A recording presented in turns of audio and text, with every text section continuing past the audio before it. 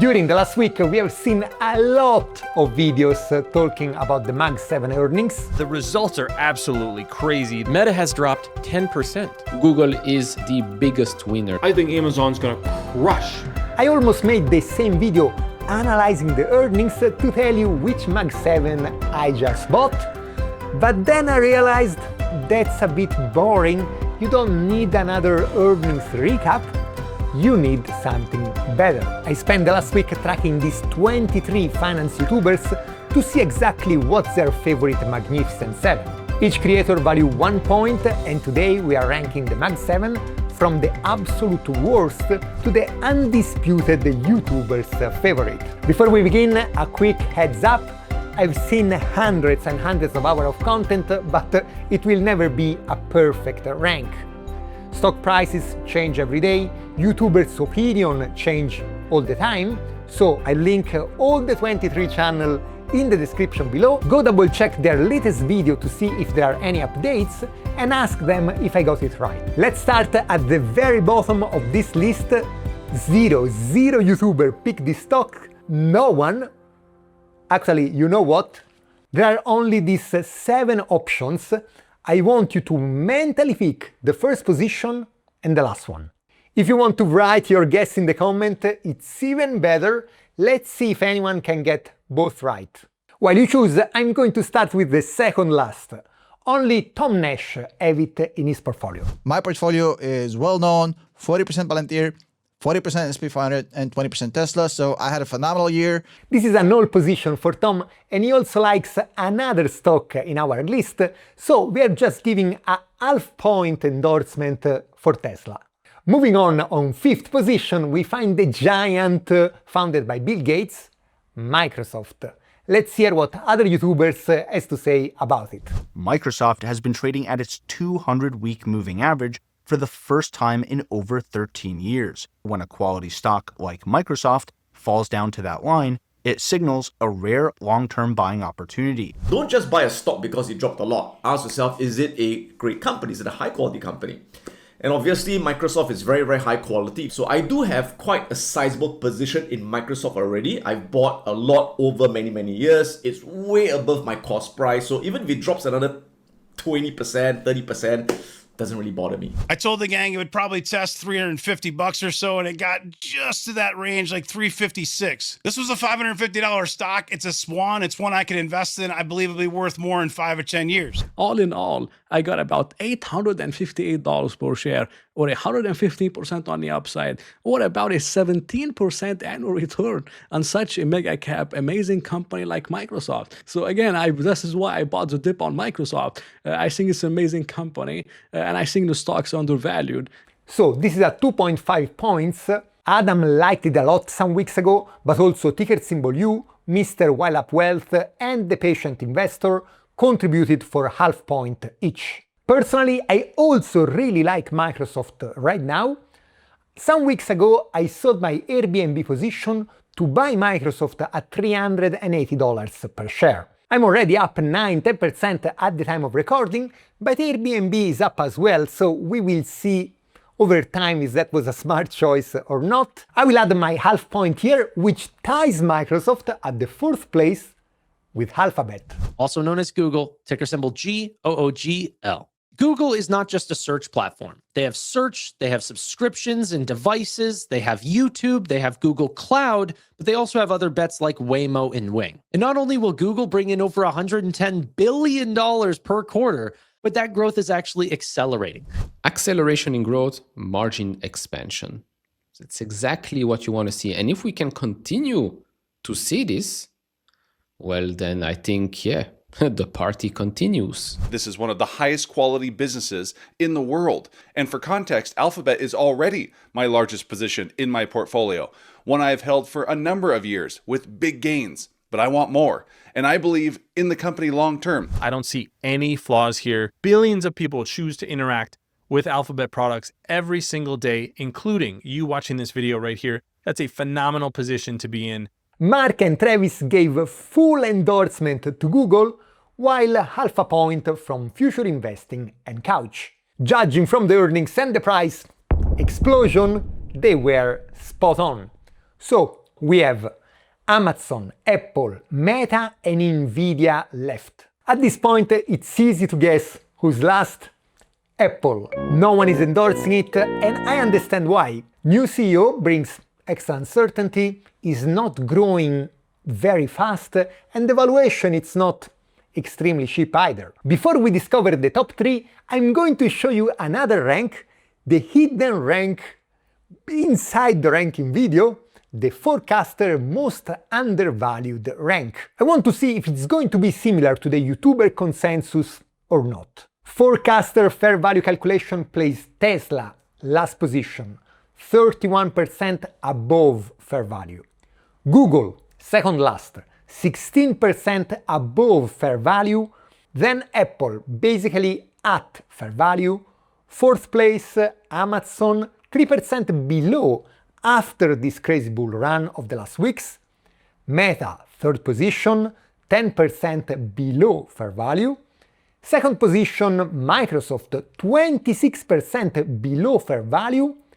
And in first position, NVIDIA, $288 target price, 38% below. I think 288 it's a bit excessive, but the cool things of Forecaster is that you can exclude the discounted cash flow method and still it's undervalued. If you want to try Forecaster, click the link below and use the discount code ADRI.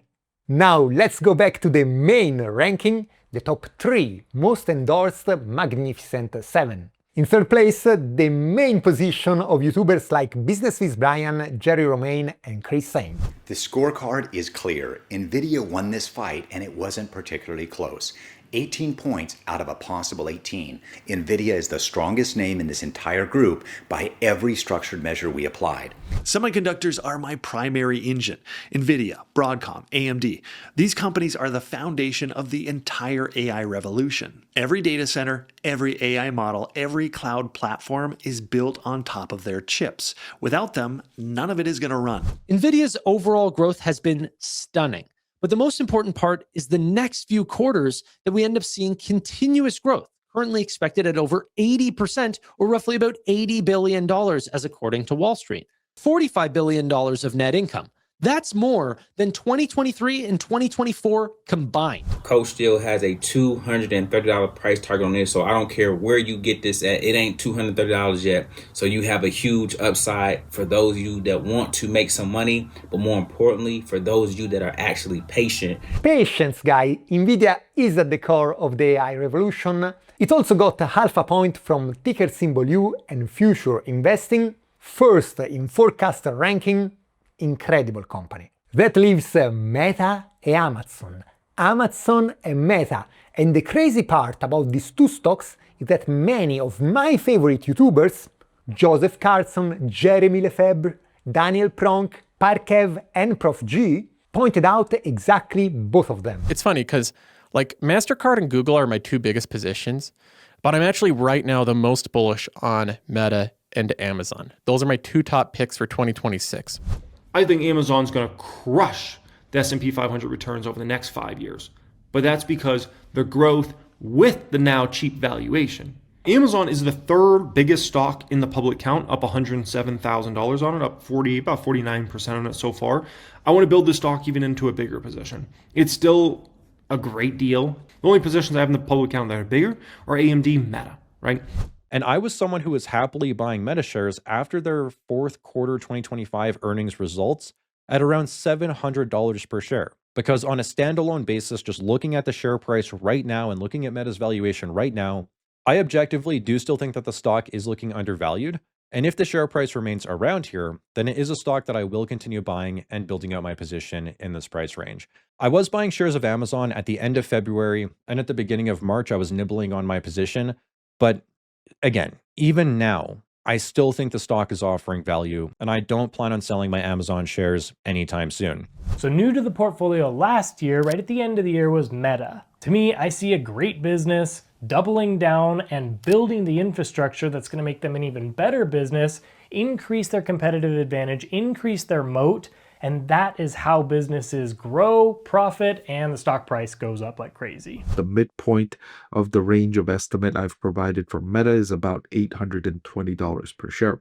I'm actually interested in adding more to my Amazon stock. Just like Meta, Amazon's just spending tens of billions of dollars on AI and data centers. They're building infrastructure just like Meta. I think they already have an incredible moat, but it's just gonna make it that much deeper. So their competitive advantage alone is worth holding this stock, but I just like the price that it was at. So with this YouTuber split between the two, the difference was made by the YouTubers that have a clear idea in mind and only picked one. The winner is Amazon. Where does Amazon go from here? I still love it. I love it just as much as I loved it at $198, where I kind of went all in. I went all in more at like 205, and then more at 215. It's at what, 260 now? 258? I don't know. I don't care. Go to 300. I don't even care. Loso Sousa wants to know. I'm all in. I'm all in. AWS is currently operating at 40% operating margin. Just 3 years ago, that was 29%. The margins are expanding, the revenues are growing, and these companies are printing money. This is probably one of the most lucrative opportunities right now in the stock market. I personally am invested in Amazon. I have $41,000 invested, and on the line here, Amazon has of course had a great past quarter, so we'll see what happens. You're getting Amazon at an incredibly cheap valuation, even at today's prices. And that right there just shows you how silly and how dumb all these Wall Street narratives are. It's hard not to like Amazon's long-term view. There will be better opportunities to buy cheaper on a recession, but those are the risks that we have to accept as investors. High return, as I said, looks good. See how it fits your portfolio. Amazon is the winner, with a lot of creators putting their money into it. Chris Camillo, Sven Carlin, Stealth Wealth Investing, Aria, also half a vote from Tom Nash and Patient Investor. It was fourth on Forecaster, but Meta is second, and Rival Investing just made a video last week. There's a real chance that Meta is not just some sort of ad platform, social network in the future. There's a chance that we can build something even greater that takes superhuman AI and enables individuals around the world for whatever journey they have. FireUp Wealth, Couch, and Adriconomics also gave it half a point. I'm kind of hoping Meta would keep crashing. I'm jinxing it because I would really like to buy, and I think it's the cheapest among the Magnificent Seven. Check out again the final ranking. If you enjoyed this video, please leave a like and a comment below. Next week, I'm thinking to make a big ranking based on valuation on the most popular stocks. So if you don't want to miss it, please subscribe. Thank you for watching. Peace out. How come in this video I never say Duolingo? Incredible earnings still going down.